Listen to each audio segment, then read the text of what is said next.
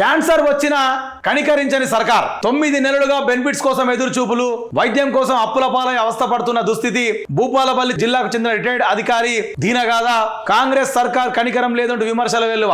తీవ్ర అనారోగ్యంతో దవాఖానా పాలైన రిటైర్డ్ అధికారి అని చెప్పేసి కూడా ఒక వార్త చూడవచ్చు. రిటైర్మెంట్ ప్రభుత్వ ఉద్యోగులు ఎవరైతే గత 2 సంవత్సరాల కింద నుంచి కూడా ఇప్పటి వరకైనా రిటైర్మెంట్ ఎంప్లాయీస్ కి ఒక్కటంటే ₹1 బెనిఫిట్ ఇవ్వలేదు. అట్లీస్ట్ జీపీఎఫ్ ఈఎల్లో ఒక్క రూపాయి. లాస్ట్ కోసం 9 నెలలుగా బెనిఫిట్స్ కోసం ఎదురు చూపించి ఆయన క్యాన్సర్ వచ్చింది.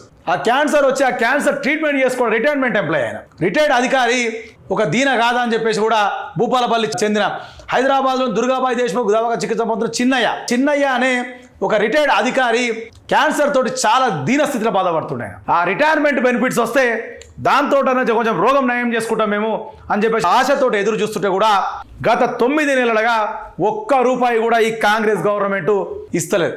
చాలా ఘోరమైన పరిస్థితి ఉంది. రిటైర్మెంట్ ఎంప్లాయీల పరిస్థితి చాలా ఘోరంగా ఉంది. నిజంగా చెప్తున్నా, చాలా అంటే చాలా ఘోరంగా ఉంది పరిస్థితి.